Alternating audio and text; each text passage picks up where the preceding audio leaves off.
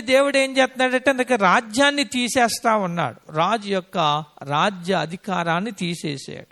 రెండోది ఏంటంటే రాజ్యాధికారాన్ని తీసేసి తను ఏం చేశాడట, ముద్దు అనేటటువంటి మాటకి ఈ నెబుకద్నెజరుని ఏం చేశాడు అనే విషయాన్ని మనం గమనించగలిగితే, రెండోది ఏంటంటే మనకు అర్థమయ్యేటటువంటిది, ఇదిగో 7 కాలములు మనం గమనించగలిగితే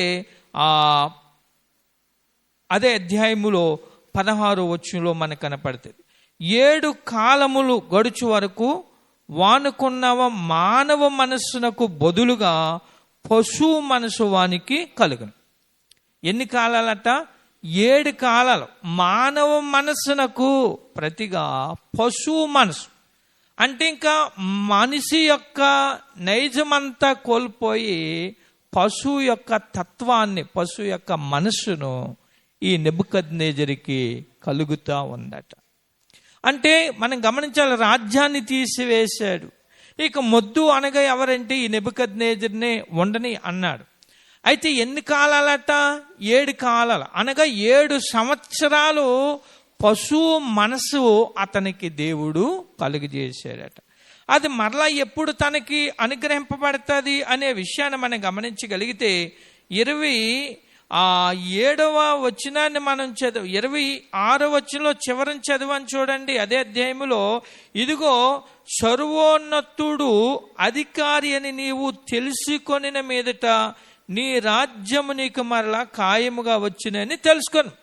అంటే 7 సంవత్సరాలు మరలా నువ్వు సర్వోన్నతుడకు దేవుడు అధికారి ఉన్నాడని నువ్వు తెలుసుకున్నంత వరకు కూడా నీకు అది రాదు. నీవెప్పుడైతే తెలుసుకుంటావో అప్పుడే మరలా నీకు ఆ రాజ్యము వస్తుంది అనే విషయాన్ని ఆయన చెప్పాడు. కనుక రెండోది ఏంటంటే, ఒకటి ఈ చెట్టు ఎవరికి సాదృశ్యంగా ఉందంటే ఆ యొక్క రాజుకు సాదృశ్యంగా ఉంది, రాజ్యానికి సాదృశ్యంగా. మొత్తం తీసేసాడు, రాజ్యాన్ని తీసేశాడు, రాజు యొక్క అధికారాన్ని తీసేశాడు. తిన్నకి ఏం చేశాడంటే రెండోది పశువు మనస్సును దేవుడు నెబుకద్నెజరుకి అంతటి రాజుకి ఏ మనసు ఇచ్చాడు దేవుడు? పశువుకు కలిగినటువంటి మనస్సుని ఇచ్చి ఎన్ని సంవత్సరాలట? 7 సంవత్సరాలు రాజ్యాన్ని తీసేశాడు, పశువు మనసుని ఇచ్చాడట. 7 సంవత్సరాలు తర్వాత మనం గమనించగలిగితే ఇక్కడ నెబుకద్నెజరు అధికారం పోయింది. తర్వాత మనం గమనించగలిగితే ఇక తనకున్నటువంటి పరిస్థితులన్నీ మారిపోయినాయి. పశువు మనసు తనకి వచ్చేసింది. ఒకసారి అదే దానియేలు గ్రంథంలో మనం గమనించగలిగితే ఒకసారి 31వ వచనంలో 4వ అధ్యాయం 31వ వచనం, రాజు నోట ఈ మాట ఉండగా ఆకాశం నుండి ఒక శబ్దం వచ్చాను. ఏదనగా, రాజగు నెబుకద్నెజరు, ఇదే నీకు ప్రకటన. నీ రాజ్యము నీ యొద్ద నుండి తొలగిపోయాను, తమ యొద్ద నుండి మనుషులు నిన్ను తరిమెదరు, నీవు అడవి జంతువుల మధ్య నివాసము చేయొచ్చు, పశువుల వలె గడ్డి మేసెదవు. తర్వాత సర్వోన్నతుడకు దేవుడు మానవుల రాజ్యము పైన అధికారి అయ్యుండి తానెవనికి దాన్ని అనుగ్రహింప నిశ్చయించునో వానికి అనుగ్రహించునని నీవు తెలుసుకునే వరకు 7 కాలము నీకు ఎలాగ జరిగినని చెప్పాను. 33 ఆ గడియలోనే ఏలాగు అలాగున నెబుకద్నెజరుకు సంభవించెనో మానవులలో నుండి అతన్ని తరిమిరి, అతడు పశువుల వలె గడ్డి మేసెను. ఆకాశపు మంచు అతని దేహమున తడపగా అతని తల వెంట్రుకలు పక్షిరాజు రెక్కల ఈకల వంటివి, అతని గోళ్ళు పక్షుల గోళ్ళ వంటివి నాయన. వెంటనే నెబుకద్నెజరు పరిస్థితి ఏమైపోయిందంటే వెంటనే పడిపోయాడు.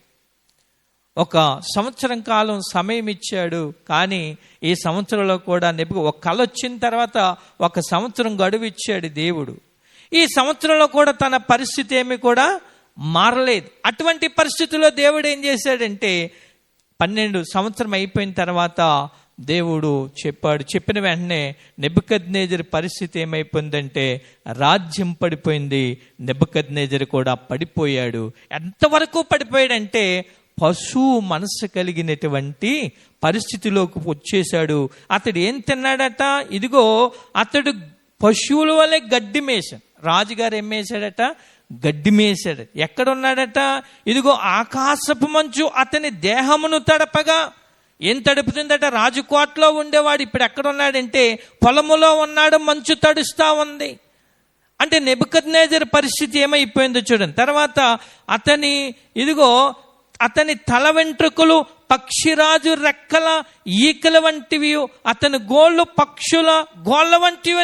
ఎంత పరిస్థితి మారిపోయిందో చూడండి ఒక రాజు. ఇదట ఈ 7 సంవత్సరాలు కూడా ఈ రాజుకి ఏం జరిగిందటంటే ఒక బలహీనత అనేటటువంటిది అనుమతించడం జరిగిందట దేవుడు. ఆ రోగం యొక్క ఆ పేరు ఏంటంటే మరి దయతో నేను వచ్చే వారం చెప్తాను ఆ రోగం యొక్క పేరు. ఒక రోగాన్ని దేవుడు అనుమతించాడు. ఆ రోగం ఏంటంటే సుమారు 7 సంవత్సరాలు కూడా తనకి రోగం అనుమతించాడట. మనం గమనించవలసిన విషయం ఏంటంటే నెబుకద్నెజరు అంత ఉన్నతమైనటువంటి స్థితిలో ఉన్నటువంటి ఒక రాజు, బబులోను రాజ్యాన్ని పరిపాలించినటువంటి గొప్ప రాజు. అలాంటి రాజు పరిస్థితి ఏమైపోయిందంటే రాజ్యం పోయింది. పోతే పోనీ రాజ్యం చివరికి తన పరిస్థితి ఏమైపోయిందంటే ఒక పశువు మనస్సు కలిగినటువంటి మనస్సుకు దేవుడు అప్పగించేశాడు. గడ్డి మేసే పరిస్థితిలోనికి దేవుడు అప్పగించేశాడు. ఇదిగో ఆకాశపు మంచు తన మీద పడేలాగా పొలాల్లో, రాజకోటలో ఉండవలసినటువంటి వ్యక్తి పొలాల్లో సంచరించే పరిస్థితిలోనికి ఆ నెబుకద్నెజరు పరిస్థితి వచ్చేసింది. అందుకనే నేను ఈ దినాన్ని పాఠం ఏం పేరు పెట్టుకున్నాం మనమంటే మానవుని పడగొట్టువాడు ఆయనే, మానవుని నిలబెట్టువాడు ఆయనే. అయితే నెబుకద్నెజరు ఇప్పుడు గమనించండి, నెబుకద్నెజరు పడిపోవడానికి గల కారణాలు, ఎందుకు నెబుకద్నెజరు పడిపోయాడు అనడానికి కారణాలు ఏంటంటే ఇప్పుడు నెబుకద్నెజరు యొక్క పతనానికి కారణాలు అది ఏంటి అనే కొన్ని విషయాలు మనం గమనించగలిగితే ఈ అధ్యాయంలో ఉంటుంది. దేవుడు ఎందుకు తన అధికారాన్ని లేకపోతే తనకున్నటువంటి ఉన్నత స్థితిని దేవుడు కూల్చాడు అనే విషయాన్ని గమనించగలిగితే అతడు చేసినటువంటి కొన్ని విషయాలు, కొన్ని పనులు ఏంటంటే, ఒకటి దయతో దానియేలు గ్రంథములోనే 4వ అధ్యాయం 17వ 27వ వచనంలో మనకు కనబడతారు. దయతో 30వ వచనం చదవండి. రాజు బబులోనును, ఈ మహావిశాల పట్టణము నా బలాధికారమును నా ప్రభావ ఘనతను కనుపరుచుటకై నా రాజధాని నగరముగా నేను కట్టించినది కాదా అని తనలో తాను ఏం చేసుకున్నాడా? తనలో తాను అనుకొనెను. ఏమనుకున్నాడటంటే ఈ బబులోను రాజ్యం అంతా కూడా ఎవరి వల్ల జరిగిందంటే ఒకరోజు చూసుకున్నాడు ఆ పరిస్థితి అంతా కూడా, ఆ రాజధానిని కూడా అతను చూసుకున్నాడు. ఏమనుకున్నాడు? రాజు బబులోనును, ఈ మహావిశాల పట్టణము నా బలాధికారమును, చూడండి, నా బలాధికారమును నా ప్రభావ ఘనతను కనుపరుచుటకై, నా బలాన్ని తెలియడానికి, నా ప్రభావాన్ని తెలియడానికి ఇదేమవుతుందట?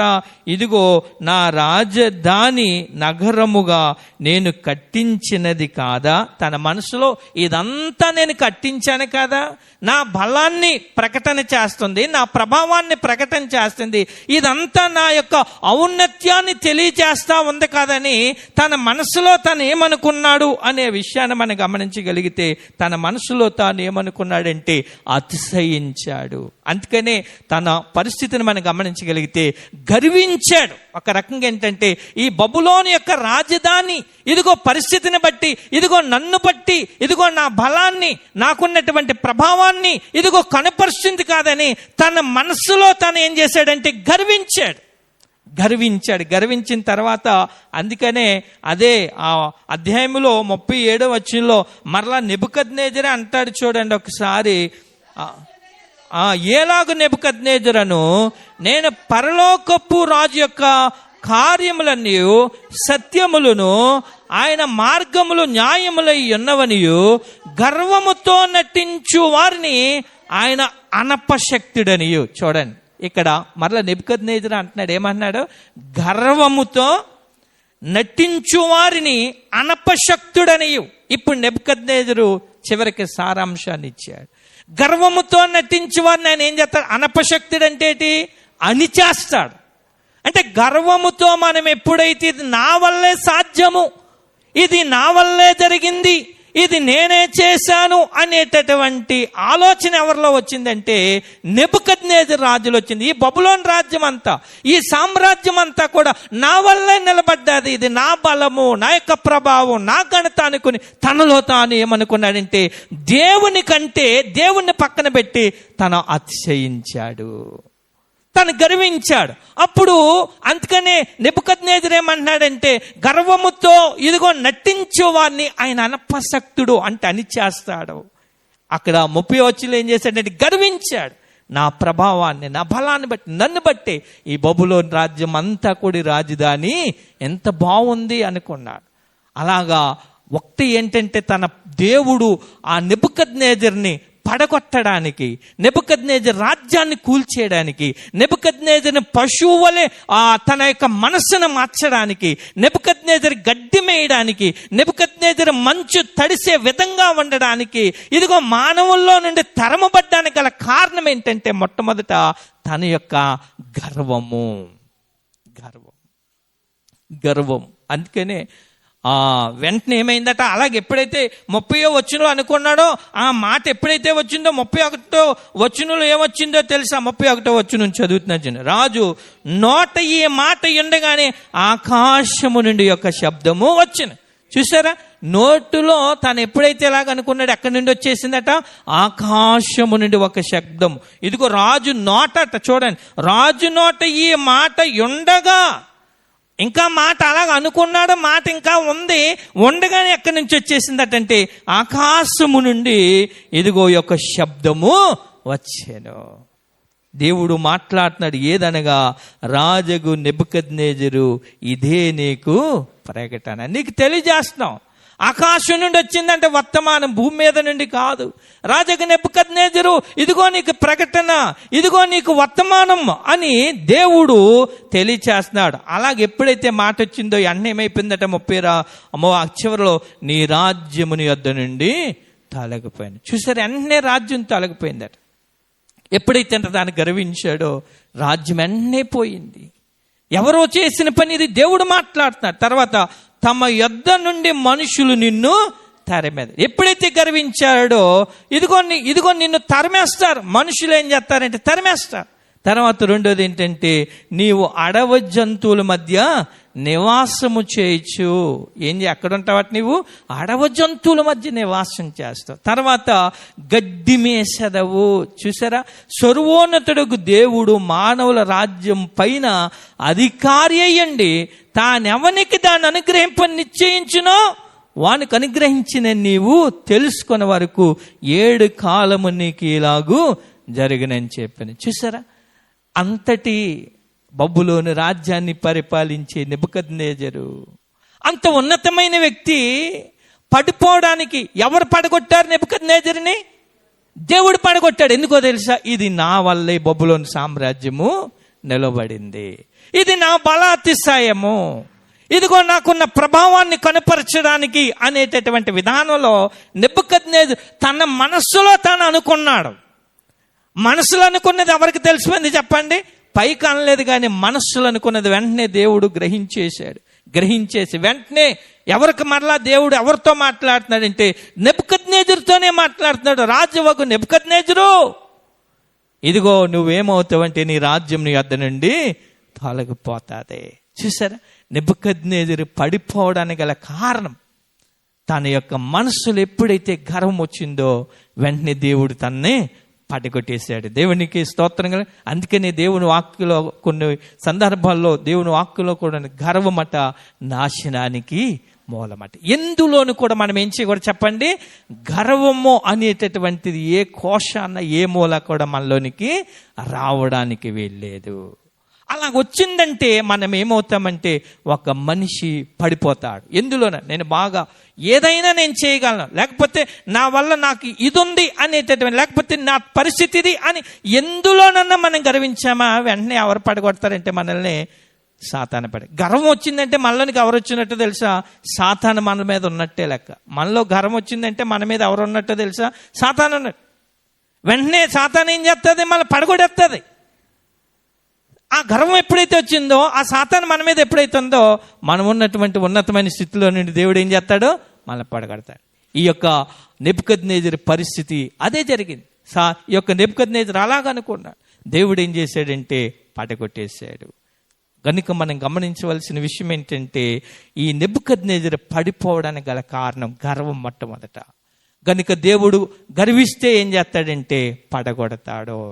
ఇక రెండో విషయాన్ని మనం గమనించగలిగితే తన పడిపోవడానికి గల కారణాల్లో ఇంకొకటి ఏంటంటే అదే 4వ అధ్యాయము 27వ వచనం. అమ్మ 4వ అధ్యాయము దానియేలు గ్రంథం 27వ వచనం. రాజా, నా యోచన నీ దృష్టికి అంగీకారమగునుగాక, ఒకవేళ నీవు నీ పాపములు మాని. ఇక్కడ గమనించాలి, ఇక్కడ ఏమంటున్నాడు? నీవు నీ పాపములు మానే. ఇది ఎవరు చెప్తున్న మాట తెలుసా? భూమి మీద ఉన్న మనుషులు చెప్తున్నటువంటి మాట కాదు. ఒక దేవుడు ఒక దేవదూతను పంపించి నెబుకద్నెజరుతో దేవుడు మాట్లాడినటువంటి మాట. ఏమన్నాడు? నీ పాపములు మానాలి. ఒకటేంటంటే గర్వము తన పడిపోవడానికి, రెండోది ఏంటో తెలుసా? పాపము. తనలో నెబుకద్నెజరులో ఉన్నటువంటి పరిస్థితి ఏంటంటే పాపం. అది ఎవరు గ్రహించారంటే మానవులు కాదు గ్రహించింది, దేవుడు గ్రహించాడు, దేవుడు చూశాడు. అందుకని మనం గమనించాలి ఒక విషయాన్ని. ఒకవేళ మనం ఈ భూమి మీద ఉన్నటువంటి మానవులు ఏది చేసినా ఎవరు చూస్తారో తెలుసా? దేవుడు చూస్తాడు. మనకి మరుగు కానీ దేవుడికి మరుగైంది లేదు. కనుక నెబుకద్నెజరు పడిపోవడానికి రెండో కారణం ఏంటంటే దేవుడికి వ్యతిరేకమైన పాపము తనలో ఉన్నది. ఇక మూడోది మనం గమనించగలిగితే నీతి న్యాయములను అనుసరించి అనే మాటను దేవుడు చెప్పించాడు. అంటే తనలో ఏమి లేదని మనం గమనించాలంటే తనలో దేవునికి అవసరమైనటువంటి నీతి మార్గములో తన నడిచి ఉండకపోవచ్చు, న్యాయమైన మార్గములో తన నడిచి ఉండకపోవచ్చు. ఈ నీతి న్యాయం ఎప్పుడైతే లేదో అప్పుడు ఏమవుతుందంటే ఒక మనిషి ఉన్నతమైనటువంటి స్థితి నుండి పడగొట్టడానికి కారణమవుతుంది అన్న విషయాన్ని మనం గమనించాలి. ఇక మూడోది. ఇక నాలుగోది ఏంటంటే పడిపోవడానికి గల కారణాలు ఆయన అంటాడు కదా, ఇదిగో నీవు బాధ పెట్టిన వారి యందు కరుణ చూపిని ఎడల.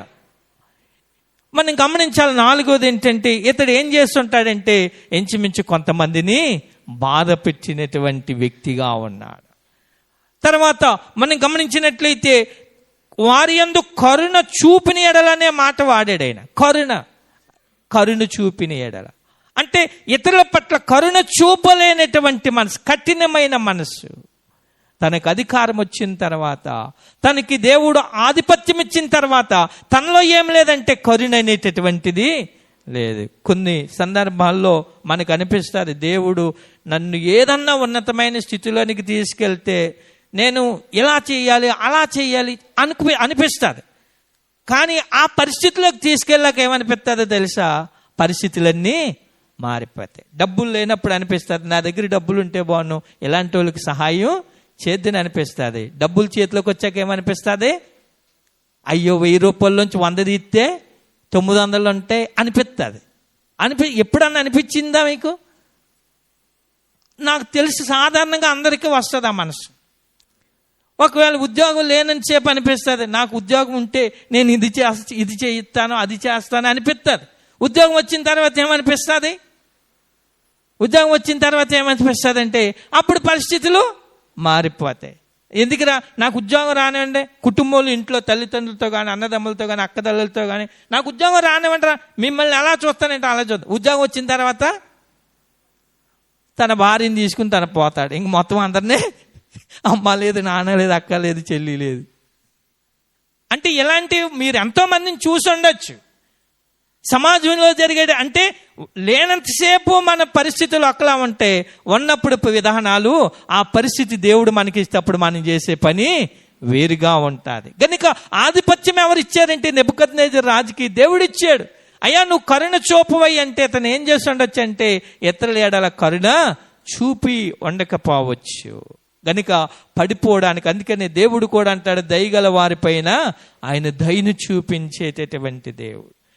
దయను చూపించాలి, కరుణ చూపించాలి. ఈ యొక్క ఆ నెబుకద్నెజరు రాజులో మనం గమనించవలసింది ఏంటంటే తనలో కూడా కరుణ అనేటటువంటి తగ్గిపోయినటువంటి పరిస్థితి. ఆధిపత్యం, దేవుడు రాజ్యాన్ని అప్పగించాడు, కరుణ చూపే విధానం లేదు గనుక మనం గమనించాలి. ఇది 5. తర్వాత ఇంకా అంటాడు కదా, ఇదిగో చూపిన యెడల నీకున్న క్షేమమికి మీదట ఉండునని దానియేలు ప్రత్యుత్తరమిచ్చెను. దేవుడి నామానికి మహిమ కలిగిన. అంటే ఇవన్నీ లిస్టు చెప్పాడు. ఇవన్నీ నువ్వు చేస్తే మరలా దేవుడు నీకు మరలా ప్రత్యుత్తరం ఇస్తాడు, మరలా దేవుడు నిన్ను ఏం చేస్తాడంటే నిలవబెడతాడు అన్న విషయాన్ని దానియేలు ఈ యొక్క నెబుకద్నెజరు రాజుకి తెలియజేశాడు. గనుక మనం గమనించాలి, తన పడిపోవడానికి గల కారణాలు ఏంటంటే 1 గర్వము, 2 పాపం, 3 నీతి న్యాయాలు తను అనుసరించకపోవడం, 4వది ఏంటంటే ఇతరులను బాధ పెట్టడం, 5వది ఏంటంటే కరుణ కలిగినటువంటి మనస్సు లేకపోవడాన్ని బట్టి ఈ నెబుకద్నెజరు యొక్క పతనం అనేటటువంటి జరిగింది. తర్వాత ఏంటంటే తను ఏం చేశాడంటే ఇక నాదే పైరాజ్యం అనుకున్నాడు. కానీ నా పైన దేవుడు శాశ్వతమైన రాజు, ఆయనే అధికారాలు జనులకు ఇచ్చేవాడు అన్న సత్యాన్ని ఇతడు ఏం చేశాడంటే ఎరిగినటువంటి పరిస్థితిలో ఉన్నాడు. అందుకనే ఇక్కడ దేవుడు చెప్పేటటువంటి మాట ఏంటంటే 32వ వచనం, 4వ అధ్యాయం 32వ వచనంలో, ఇదిగో దేవుడు మానవుల రాజ్యం పైన అధికారి అయ్యిండు. దేవుడు ఎవరి రాజ్యాల పైన అధికారి అన్నాడట? మానవుల రాజ్యముల పైన అధికారి అని.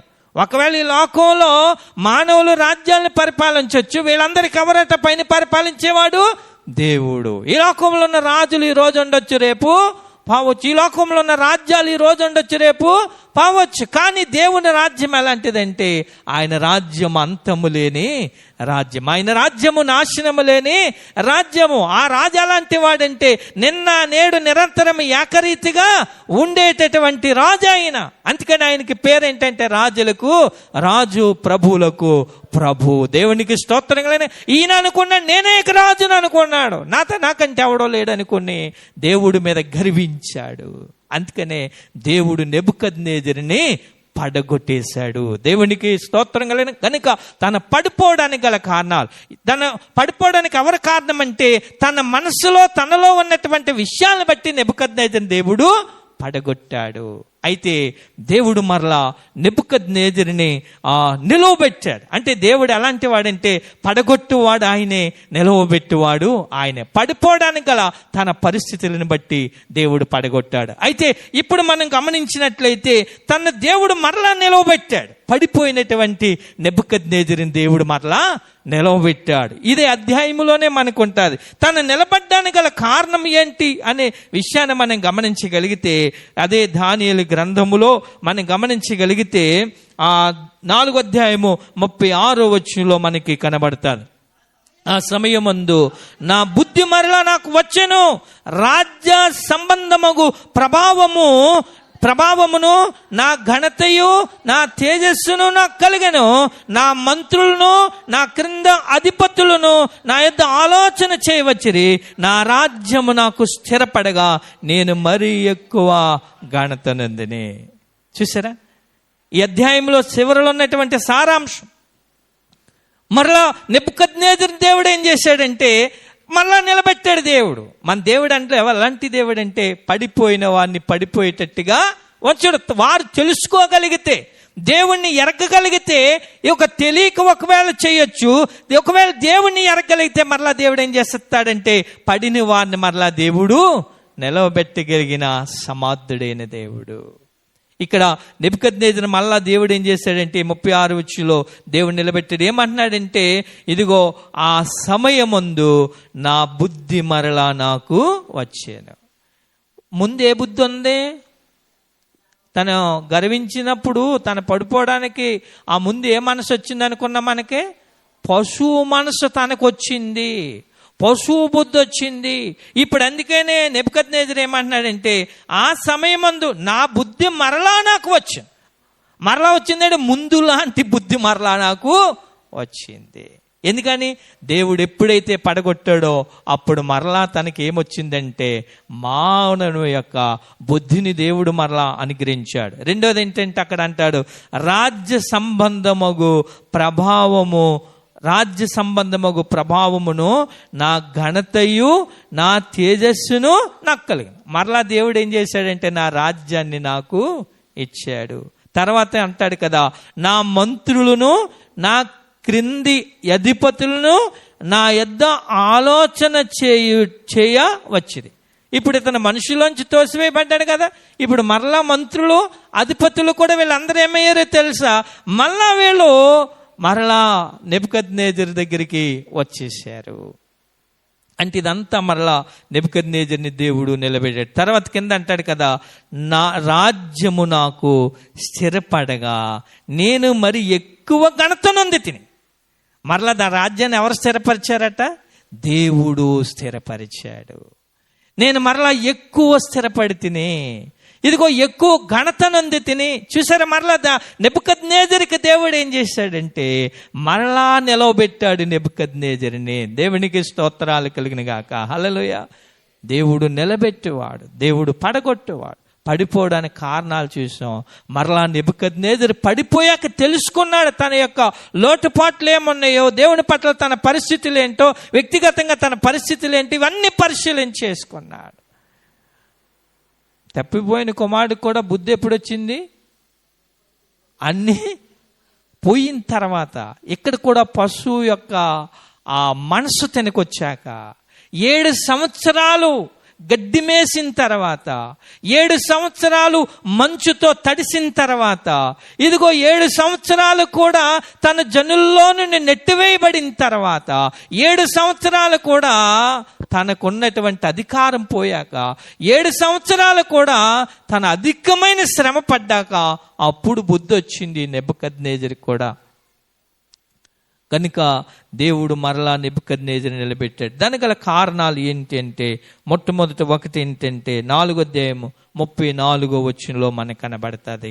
ఇదిగో ఆ కాలము గడిచిన పిమ్మట నెబుకద్నెజరును నేను మరలా మానవ బుద్ధి గలవాడినై నా కండ్లు ఆకాశము తట్టు ఎత్తి. చాలు. 7 సంవత్సరాలు గడిచిన తర్వాత, ఈ శ్రమంతా పడిన తర్వాత, ఈ బాధ అంతా అనుభవించిన తర్వాత, అప్పుడు ఎవరు తట్టు ఎత్తాడట కన్నులు? ఎవరు తట్టట? ఆకాశము తట్టు. ఇదిగో నా కండ్లు, ఇదిగో మరలా మానవ బుద్ధి గలవాడనై నా కండ్లు ఆకాశము తట్టు ఎత్తి అనేటటువంటి మాట.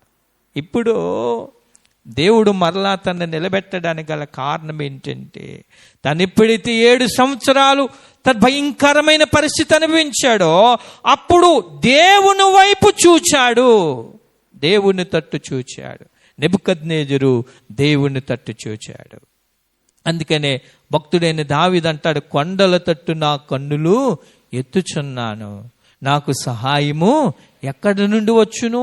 భూమి ఆకాశములు సృజించిన యెహోవా వలననే నాకు సహాయము కలుగును. కనుక ఎందుకు మరలా నెబుకద్నెజరుని దేవుడు నిలబెట్టాడంటే, దేవుని వైపు నెబుకద్నెజరు చూచాడు. దేవునికి స్తోత్రం కలిగిన. ఒకవేళ మనం ఎలాంటి పరిస్థితిలో పడిపోయినా, ఎలాంటి పరిస్థితిలో మనం ఒకవేళ మన శిథిలావస్థలోనికి వెళ్ళిపోయినా, ఎంత దీనమైన పరిస్థితిలోనికి మనం పడినా, మనం దేవుని వైపు చూడగలిగితే మరలా దేవుడు మనల్ని ఏం చేస్తాడంటే, పడిపోయిన మనల్ని దేవుడు నిలవబెడతాడు. అందుకనే తప్పిపోయిన కుమారుడు చూడండి, మొత్తం ఏ స్థితిలోనికి వెళ్ళిపోయాడు?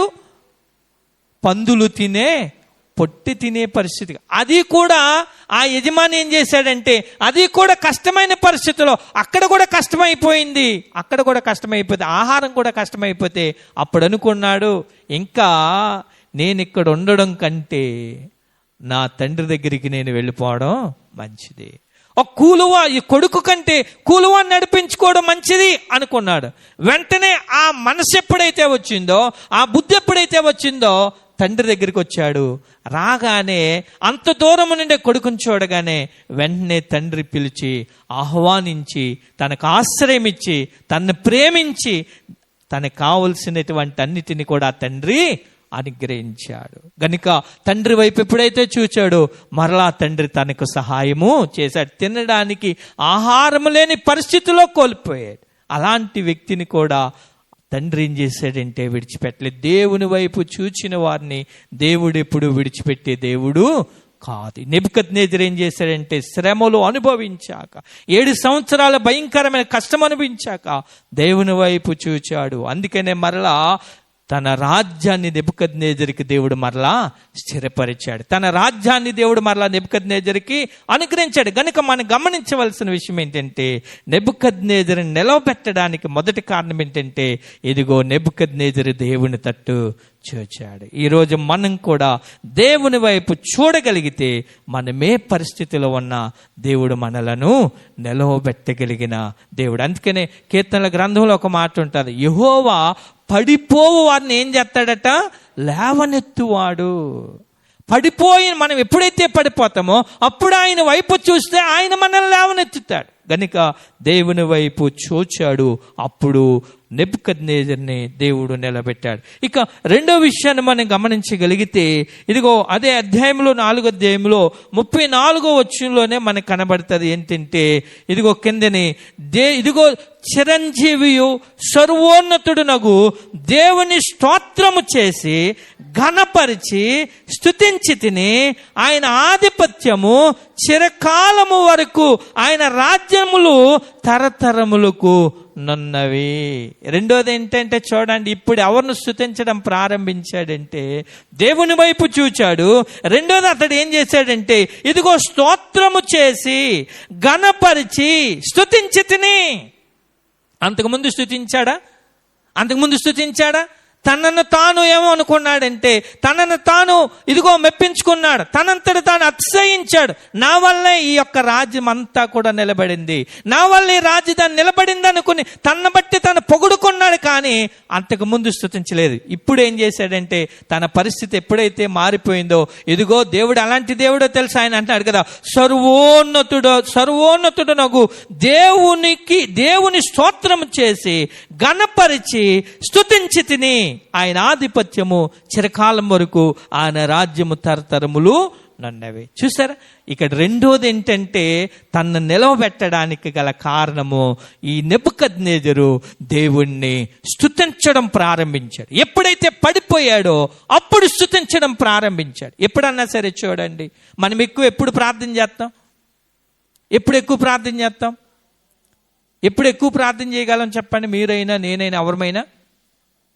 మనకి ఎక్కువ కష్టం ఎప్పుడైతే వస్తుందో అప్పుడు పొద్దున ఉండదు, అప్పుడు మధ్యాహ్నం ఉండదు, అప్పుడు రాత్రి ఉండదు, అప్పుడు సమయం ఉండదు, అప్పుడు సందర్భం ఉండదు. ఒకవేళ మనం ఎక్కడన్నా హాస్పిటల్ కానీ ఎక్కడన్నా ఏదైనా పరిస్థితులు ఉన్నామనుకోండి, ఇప్పుడు కొన్ని సందర్భాల్లో హాస్పిటల్కి బైబిల్ వాళ్ళని పట్టుకెళ్తారా?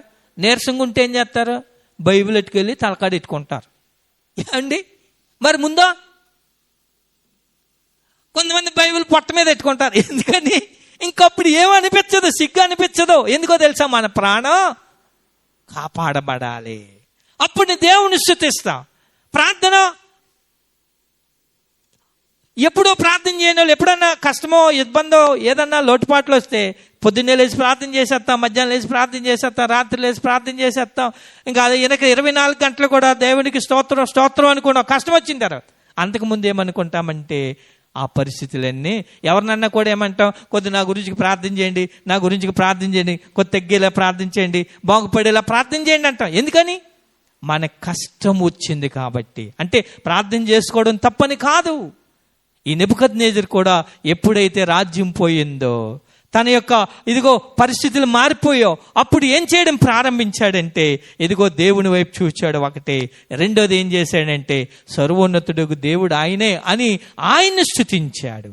అందుకనే భక్తుడైన దావీదు అంటాడు, ఇదిగో నేను ఎక్కలేనంత ఎత్తైన కొండపైకి నీవు నన్ను ఎక్కించావు. దానికి గల కారణం ఏంటో తెలుసా? భక్తుడైన దావీదు నేను ఎల్లప్పుడూ యెహోవాను సన్నిధించాను, నిత్యము కూడా దేవుణ్ణి స్తుతించాడు. గనుక దావీదుని దేవుడు ఎందుకు నిలబెట్టాడో తెలుసా? దేవుణ్ణి స్తుతించాడు. దేవుణ్ణి స్తుతించిన వారిని దేవుడు ఏం చేస్తాడంటే పడిపోయినా సరే మరలా వారిని అయినా నిలబెడతాడు. ఈ నెబుకద్నెజరు కూడా ఏం చేశాడంటే పడిపోయాడు, కానీ దేవుని స్తుతించడం ప్రారంభించాడు, దేవుని మహింపరచడం ప్రారంభించాడు. అప్పుడు దేవుడు ఏం చేశాడంటే మరలా తన రాజ్యాన్ని దేవుడు తనకు మరలా అనుగ్రహించాడు. దేవునికి స్తోత్రం కలిగిన తను తాను కనపరుచుకునేవాడు ఇప్పుడు ఎవరిని కనపరుచుతున్నాడంటే దేవుణ్ణి కనపరుస్తా ఉన్నాడు. అందుకనే మనం గమనించగలిగినట్లయితే 37వ వచనంలో కింద భాగంలో నేను చదువుతాను చూడండి, కిందనమాట, ఆయనను స్తుతించుచు కొనియాడుచు ఘనపరచుచున్నాను. ఇప్పుడు ఎవరిని కనపరుస్తున్నాడు? దేవుణ్ణి కనపరుస్తున్నాడు. అంతకుముందు తను తాను బట్టి కనపరుచుకునేవాడు. కొన్ని సందర్భాల్లో మనం కూడా మనకున్నటువంటి అందాన్ని బట్టో, మనకున్న లేకపోతే ఆస్తిని బట్టో, మనకున్నటువంటి జ్ఞానాన్ని బట్టో, మనకున్నటువంటి తెలివిని బట్టో, మనకున్న చదువులను బట్టో మనం ఏం చేస్తాం చూడండి, మనల్ని మనం కనపరుచుకుని మనల్ని మనం అతిశయిస్తాం. అందుకని దేవుని వాక్కులో ఒక మాట ఉంటుంది, కొందరు రథములను బట్టి కొందరు గుర్రములను బట్టి అతిశయపడుదురు, మనమైతే మన దేవుడిని యెహోవా నామాన్ని బట్టి అతిశయపడదు. వారు కృంగి నేల మీద పడి ఉన్నారు, మనం లేచి చక్కగా నిలిచున్నాము. దేవునికి స్తోత్రంగా. అంటే దేవుణ్ణి బట్టి అతిశయించేవారు ఎలా ఉంటారట తెలుసా? వాళ్ళు నిలుచుంటారట. కానీ ఉన్న వాటిని బట్టి అతిశయించేవారు ఎలా ఉంటారట తెలుసా? వాళ్ళు పడిపోతారట. ఇప్పుడు ఏం చేస్తున్నాడంటే పడిపోయాక అంతకుముందు తన బట్టి తను గణపరుచుకునేవాడు, తను తాను హెచ్చించుకునేవాడు. ఇక్కడ ఏం చేశాడో తెలుసా?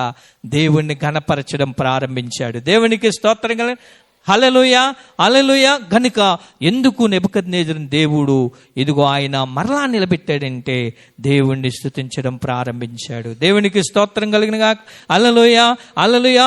మనం దేవుణ్ణి ఎప్పుడైతే స్తుతిస్తామో మనం ఏ స్థితిలో పడినా దేవుడు మరలా ఆ స్థితిలో మరలా మనల్ని ఆయన నిలబెడతాడు. ఇక మూడో విషయాన్ని మనం గమనించినట్లయితే, మూడో విషయాన్ని దేవుడు నెబుకద్నెజరుని నిలబెట్టడానికి గల కారణం మూడోది ఏంటంటే, ఇదిగో 35వ వచనంలో మనం చదివితే కనపడతారు, భూనివాసులందరూ ఆయన దృష్టికి ఎన్నికకు రానివారు.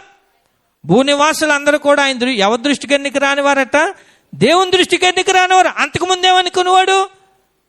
తన దృష్టికి తాను ఎన్నికైన వాడు అనుకున్నాడు. కానీ ఇప్పుడు తెలుసుకున్నాడు దేవుణ్ణి ఆయన దృష్టికి ఎవరో కూడా ఎన్నికైనటువంటి వారు కారు. కిందనంటాడు, ఆయన పరలోక సేన ఎడలను భూనివాసుల ఎడలను తన చిత్తము చొప్పున జరిగించువాడు. ఆయన చెయ్యి పట్టుకొని నీవేమి చేయుచున్నావని ఆయనతో చెప్పుటకు ఎవడునూ సమర్థుడు కాడు.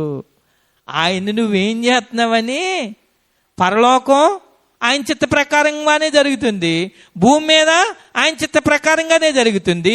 భూనివాసులు ఆయన దృష్టికి ఎన్నికైన వారు కాదు. ఆయన చెయ్యి పట్టుకుని నీవేం చేయుచున్నావని అడుగుటకు ఎవరు కూడా సమర్థులు కాదు. ఎప్పుడు తెలుసుకున్నాడు తెలుసా? తను ఎప్పుడైతే పతనమయ్యాడో, ఎప్పుడైతే పడిపోయాడో అప్పుడు దేవుడు గొప్పతనాన్ని అతడు తెలుసుకున్నాడు. దేవునికి స్తోత్రం కలిగినగా హల్లెలూయా. కనుక ఇక్కడ మనం గమనించవలసిన విషయం ఏంటంటే, తన్ను తాను తగ్గించుకుని ఎవరిని హెచ్చించాడంటే దేవుణ్ణి హెచ్చించాడు. దేవునికి స్తోత్రం కలిగిన ఇక్కడ మనం గమనించాలి, దేవుడు మరలా తన రాజ్యాన్ని తనకి ఇవ్వడానికి గల కారణం, తన ఘనతను దేవుడు మరలా తనకి ఇవ్వడానికి గల కారణం, దేవుడు తను నిలబెట్టడానికి గల కారణం ఏంటో తెలుసా? అంతకుముందు తన తాను హెచ్చించుకున్నవాడు ఎప్పుడైతే పడిపోయాడో ఎవరిని హెచ్చించడం ప్రారంభించాడంటే దేవుణ్ణి హెచ్చించడం ప్రారంభించాడు. అందుకనే యేసు ప్రభువారు కూడా అంటాడు, తన్ను తాను హెచ్చించుకున్నవాడు తగ్గించబడును, తన్ను తాను తగ్గించుకున్నవాడు హెచ్చించబడు. ఇప్పుడు ఇతడు ఏం చేశాడంటే తన్ను తాను తగ్గించుకున్నాడు. ఎవరిని హెచ్చించాడో తెలుసా? దేవుణ్ణి హెచ్చించాడు. దేవునికి స్తోత్రం కలిగిన కనుక మనం ఎప్పుడు నెబుకద్నెజరు మరలా దేవుణ్ణి నిలబెట్టడానికి గల కారణం, ఏ విషయంలోనైనా మనం ఏం చేయాలంటే ప్రతి విషయంలో ఎంత తగ్గించుకుంటే అంత మనకి మంచిది. ఒకవేళ మన పరిస్థితులు ఎలా ఉన్నా సరే, ఏ స్థితిలో ఉన్నా సరే, మనం ఎంత తగ్గిపోతామో అంతే మంచిది. మీరు ఎప్పుడన్నా చూడండి, తగ్గకపోతే మనకి చాలా ఇబ్బందులు అనేటటువంటి ఎదురవుతా ఉంటాయి. చేప చూడండి, నీరు ఎదురు వెళ్తూ ఉంటే పాపం ఇలాగా పైకి లెగిసి పడుతుంది. కాసేపటికి అది ఏమవుతుందంటే వలలో పడుతుంది. మనం ఎంత తగ్గించుకుంటే మనమేమి కూడా ఎందులోనూ కూడా మనమేమైపోం. కానీ సమయం వస్తుంది, అప్పుడు దేవుడే మనల్ని ఉన్నతమైన స్థితిలో నిలబెడతాడు. దేవునికి స్తోత్రం కలిగిన ఇక్కడ నెబుకద్నెజరు ఏం చేశాడంటే తన బట్టి తాను ఇచ్చించుకునేవాడు. ఇప్పుడేం చేయడం ప్రారంభించాడంటే తను నెచ్చించుకోవడం మానేసి తను తగ్గించుకుని ఎవరిని హెచ్చింటున్నాడంటే దేవుణ్ణి హెచ్చేస్తున్నాడు. మన జీవితంలో కూడా ఏ విషయంలో కూడా మనల్ని హెచ్చించుకోకుండా ప్రతి విషయంలో కూడా ఎవరిని హెచ్చించాలో తెలుసా? దేవుణ్ణి మనం హెచ్చించినట్లయితే, ఆయన్ని మనం మహింపరిచినట్లయితే, ఆయన్ని మనం ఘనపరిచినట్లయితే పడిపోయిన మనల్ని ఆయన ఏం చేయగలుగుతాడంటే మరలా నిలబెడతాడు. దేవునికి స్తోత్రం కలిగిన. ఇక 4వది ఏంటంటే, మీరందరూ గడియారాలకే చూస్తున్నారు. దేవునికి స్తోత్రం కలిగిన. గడియారం చాలా మంది గమనిస్తున్నారు గడియారాలకేసి. దేవునికి స్తోత్రాలు కలిగిన. హల్లెలూయా. వచ్చే టైం గమనిస్తే మీరు బాగుంటుంది. చర్చికి వచ్చేటప్పుడు ఆ టయాన్ని గమనిస్తే మీకు చాలా మంచిది. దేవుని ఇది గమనించండి, అది కూడా గమనించడం మంచిది. అవునా కాదంటారు? న్యాయమే కదండి. అవునా కదా? న్యాయమేనా? ఇప్పుడు మనది దేవుడి టైం, ఇది మంది దేవుడి టైము. ఆ టైం కూడా అది గమనించి ఇది గమనిస్తే న్యాయంగా దేవుడు మనకు మంచిగా ఉంటుంది. దేవునికి స్తోత్రం కలిగిన. మీరు ఎలాగొచ్చినా నేను టైంకే ముగిస్తాను, ఏం ప్రాబ్లం లేదు, తొందరపడకండి. దేవునికి స్తోత్రాలు కలిగిన. 4వది ఏంటంటే, ఇదిగో అతడు ఏం చేశాడంటే 4వ విషయాన్ని మనం గమనించగలిగితే 4వ అధ్యాయము 35వ వచనంలో మనకు కనబడుతుంది. ఏంటంటే 35వ వచనంలో ఇదిగో ఆయన అంటాడు, భూనివాసులందరూ కూడా ఆయన దృష్టికి ఎన్నికైన వారు కారు అనేటటువంటి మాట ఆయన తెలియజేశాడు. అంతేకాకుండా మనకి 37వ వచనాన్ని కూడా చదివితే మనకు కనపడతారు. 37వ వచనంలో ఇదిగో ఎలాగో నెబుకద్నెజరు నేను పరలోకపు రాజు యొక్క కార్యములను సత్యములను ఆయన మార్గములు న్యాయములనై యున్నవనియు గర్వముతో నటించు వారిని ఆయన అనపశక్తుడనియు ఆయనను స్తుతించుచు కొనియాడుచు ఘనపరుచుచున్నాను. దేవునికి స్తోత్రాలు కలని. ఇక్కడ మనం గమనించగలిగితే మనం గమనించవలసిన విషయం ఏంటంటే, ఇక్కడ 34వ వచనంలో చూడని చెప్తున్నాను, ఆయన రాజ్యము తరతరములున్నవి అనే మాట.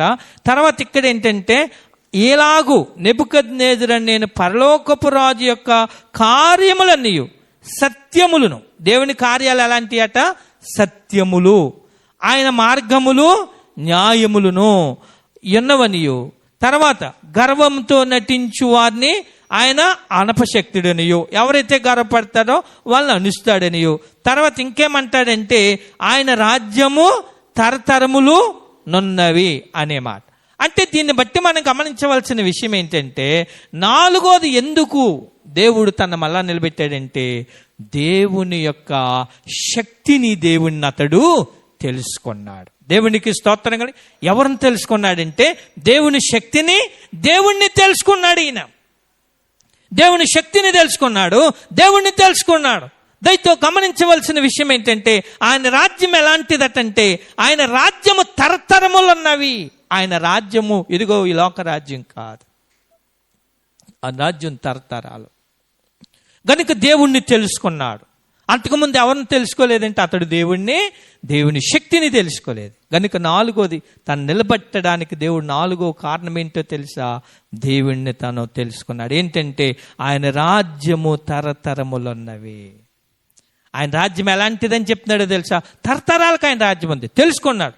తర్వాత ఏమంటాడంటే పరలోకపు రాజు యొక్క కార్యములన్నీ సత్యములు, ఆయన కార్యాలన్నీ సత్యము, ఆయన మార్గాలన్నీ ఎలాంటివట? న్యాయములు. ఆయన కార్యాలు సత్యములు, ఆయన మార్గాలు న్యాయాలు, ఆయన రాజ్యము తరతరాలకు ఉంటుంది. దేవునికి స్తోత్రం కలిగి. ఇంతకుముందు తన గురించి తను తెలుసుకున్నాడు, ఇప్పుడు శ్రమ వచ్చాక ఎవరిని తెలుసుకోవడం ప్రారంభించాడు తెలుసా? దేవుణ్ణి తెలుసుకోవడం ప్రారంభించాడు. హల్లెలూయా. ఒక మనిషి దేవుణ్ణి ఎప్పుడు తెలుసుకుంటాడో తెలుసండి, సాపిగా ఉన్నంత కాలము కూడా ఎవరు కూడా దేవుని తెలుసుకోరు. ఎప్పుడన్నా మీరు గమనించండి, ఎవరినన్నా మీరు అడగండి, బాబు నువ్వు దేవుణ్ణి ఎలా నమ్ముకున్నావంటే ప్రతి ఒక్కరూ కూడా ఒక సాక్ష్యాన్ని చెప్తారు. పలానా పరిస్థితిలో నేను ఎలా ఉండేవాడిని, దేవుడు నన్ను కాపాడాడు కనుక నేను దేవుణ్ణి నమ్ముకున్నానంటారు తప్ప ఏదో వాక్యం ఇలాగ ఊరికనే వినేసి నమ్ముకున్నామని ఎవరు కూడా చెప్పరండి. మీరు ఒకవేళ ఎవరినంటే గమనించండి, ఎవరినంటే అడగండి, ఎక్కడికి వెళ్ళినా సరే ఎవరో ప్రతి ఒక్కరు ఏం చెప్తారంటే దేవుడు కార్యాన్ని కానీ, దేవుని యొక్క శక్తిని కానీ, దేవుని యొక్క ప్రసన్నతను కానీ చూచిన వారే చెప్పగలరు తప్ప చూడని వారు ఊరికిని ఎవరు కూడా ప్రభువుని అంగీకరించలేరు. ఇక్కడ ఈ నెబుకద్నెజరు కూడా దేవుణ్ణి తెలుసుకున్నాడు. ఎలాగా?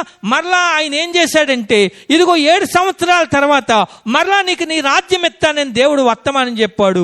ఆ విధంగా దేవుడు ఏం చేశాడంటే మరలా తనకు మానవ మనసుని దేవుడు అనుగ్రహించాడు. తన రాజ్యాన్ని దేవుడు మరలా తనకి అనుగ్రహించాడు. తన అధికారాన్ని మరలా దేవుడు తనకి అనుగ్రహించాడు. తన ఘనతను మరలా దేవుడు తనకి అనుగ్రహించాడు. అందుని బట్టే దేవుడి గురించి ఆయన అంటాడు, ఆయన రాజ్యం తరతరాలు ఉంటుందండి, ఆయన కార్యాలు సత్యమండి, ఆయన మార్గాలు న్యాయమండి అని దేవుణ్ణి గురించి అతడు ఏం చేశాడంటే తెలుసుకున్నాడు. కాబట్టి దేవుడు పడిపోయిన తనని మరలా దేవుడు నిలవబెట్టాడు. దేవునికి స్తోత్రం కలిగిన గాక. హల్లెలూయా.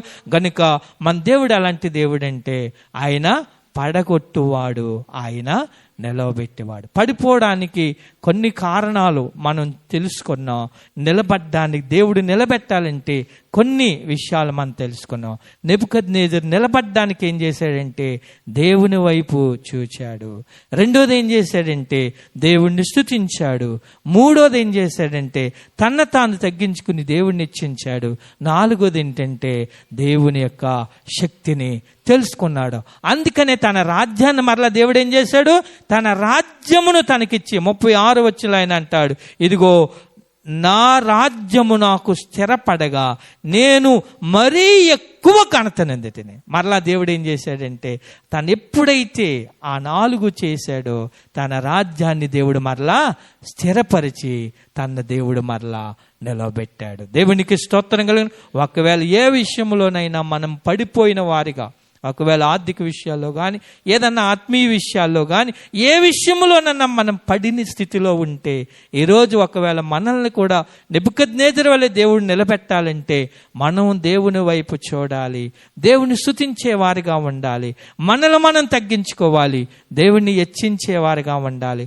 మనల్ని కాదు కానీ దేవుని కార్యాలు తెలుసుకునే వారిగా ఉంటే ఖచ్చితంగా మనం ఏ స్థితిలో పడినా దేవుడు మనల్ని నిలబెట్టి, మనల్ని బలపరిచి, మనల్ని స్థిరపరిచి, మనల్ని కూడా దేవుడు ఆశీర్వదింతాడు. అటువంటి కృప పరిశుద్ధాత్మ దేవుడు మనందరికీ దయచేయనుగాక. ఆమేన్. తలలు వంచుకుందాం, ప్రార్థన చేసుకుందాం.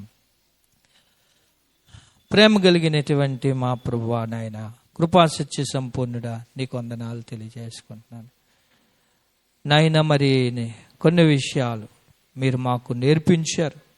నెబుకద్నెజరు నాయన తను అతిశయించినప్పుడు, తన పడిపోయిన పరిస్థితిని, మరలా నాయన నిన్ను ఘనపరిచినప్పుడు తన నిలబడిన స్థితిని ఈరోజు మాకు కొన్ని విషయాలు నేర్పించారు. ఈరోజు ప్రభువా, మేమే విషయాలన్నా పడిపోయిన వారుగా ఉంటే దయతో మమ్మల్ని క్షమించండి. ఈరోజు మమ్మల్ని కూడా నెబుకద్నెజరు మరలా ఎలా నిలవబెట్టావో దేవా, మేము పడిపోయిన పరిస్థితిలో నుండి దేవా మరలా మమ్మల్ని మీరు నిలవబెట్టమని, నెబుకద్నెజరు వలె మరలా మమ్మల్ని స్థిరపరిచి, నిన్ను వెంబడించి నిన్ను మహింపరిచే కృప మాకందరికీ దయచేయమని, ఈ మాటలు మా అందరి హృదయాల్లో మంచి నేలన పడిన విత్తనంగా మీరు నాటి ఫలింపచేసి మీరు మహిమ ఘనత ప్రభావాలు పొందమని యేసయ్య పరిశుద్ధ పుణ్యనామములో ప్రార్థించి వేడుకుంటున్నాము తండ్రి. ఆమేన్.